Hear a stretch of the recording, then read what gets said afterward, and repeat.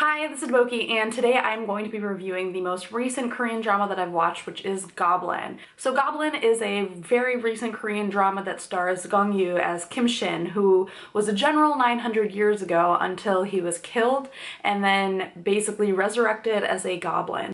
So as a goblin, he has magical powers, but more importantly, he is immortal. And so he has been wandering the world for these past 9 centuries looking for his bride. The legend has it that when he finds his bride, she will be able to see the sword that has been used to kill him inside of his body, pull it out, and let him rest in peace finally. And it seems like he may have finally found her in Jian Tuck, who's played by Kim Go-eun.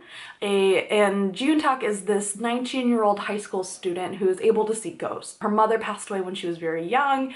She's basically kind of on her own, and he's not quite sure if she's the goblin's bride, but there are a lot of indicators that she might be. The story also has grim reapers and a fried chicken restaurant owner who gets caught up in all of these shenanigans featuring immortal beings and ghost whisperers. And it also brings in a lot of mythology surrounding reincarnation and death.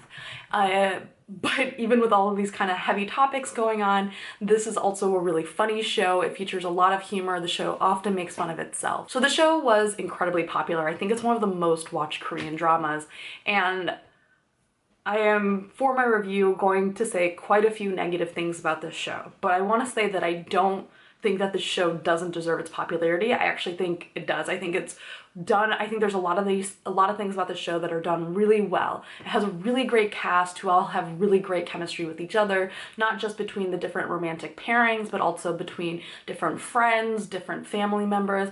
I just really enjoyed a lot about how the show built relationships between characters and how it built out a lot of the mythology, both kind of the story of the goblin, but especially the Grim Reaper. The whole Grim Reaper aspect of this show is one of my favorite things that I think I've ever seen. There's a whole bureaucracy around death that is really fascinating to watch, and I just really enjoyed seeing all of that built out. But I also think that the show is not written very well. And when I found out that the writer for this show was also one of the writers for Descendants of the Sun, a lot of things became very clear to me, because I think these shows share very similar strengths and also very similar weaknesses. Both of these shows, they have those great casts, they have really, really strong premises, but I think that those great casts and great premises hide a lot of weaknesses about basically the entire story, which is to say that I don't think either of these shows really have much of one. I found that frustrating when I watched Descendants of the Sun, but I was able, I had so much fun watching it that it didn't matter. And the same thing happened for Goblin, where the plot was so thin that there were times where I was frustrated with it, but most of the time I was just having so much fun that it kind of became secondary. I will say that I did find it more frustrating for Goblin than I did with Descendants of the Sun, because I think Descendants of the Sun was at least a little bit smart about how it divvied up the episodes. It created at least mini arcs to sort of make it seem like there's at least some tension going on to sustain your interest.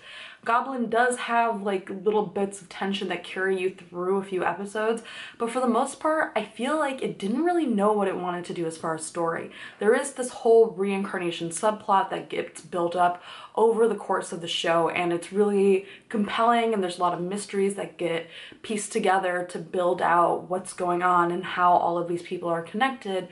But beyond that, there's really not much going on. There is a villain, and there's kind of a sense that things are not right in this world, that death is not working the way that it's supposed to, that just the world itself is not working the way it's supposed to. There are other gods that are getting involved.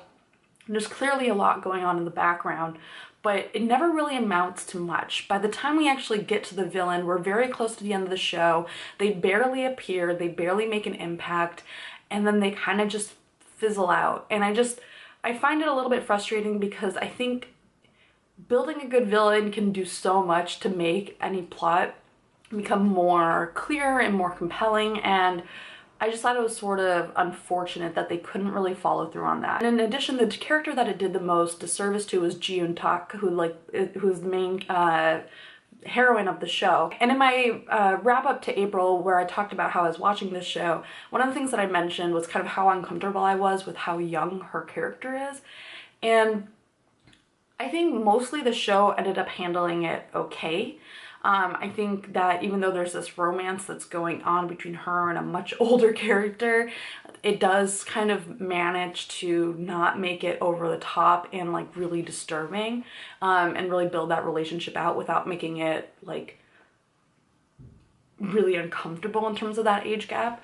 But I did feel like the lack of a plot really did a disservice to her character, because a lot of times she didn't really have much to do except kind of angst about the guy, which is a shame because there's actually a lot going on with her character. Like she grew up with her mother, she's trying to get into school, she's trying to build up her own life independent of aunts and cousins who didn't really treat her very well.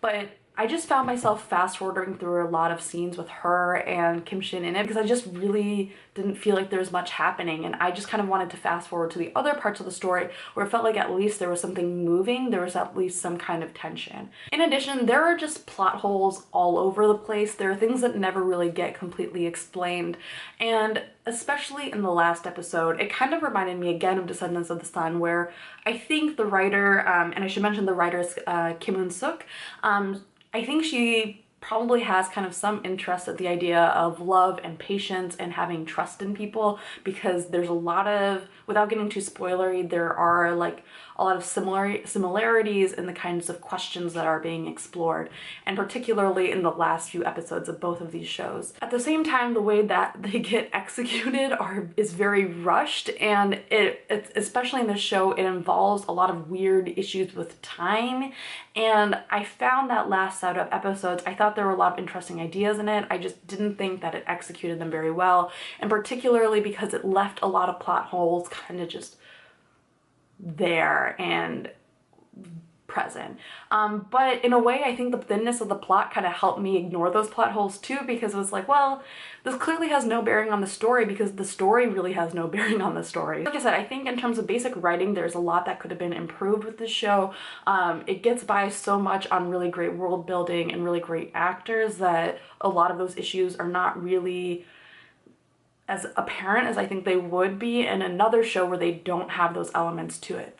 I think it's a lot of fun though, so I think I still would highly recommend it. I would still definitely suggest it to people who are looking for a Korean drama to watch, especially if you like shows that combine historical with present day. That's definitely kind of a subgenre of Korean drama that I think is really interesting. I think it connects a lot of historical fiction with kind of contemporary romance. I think it's tons of fun. Even though I do have these frustrations with this writer, I will probably be watching whatever she puts out next. So definitely recommend Goblin. If you have watched it, let me know. And if you have any recommendations for shows that are similar to Goblin, especially kind of the ones that combine historical and present day, also definitely let me know. I am just starting Chicago Typewriter, which combines like kind of a 1930s Korean set piece with modern day, and also involves reincarnation, so I'm really curious to see how that turns out.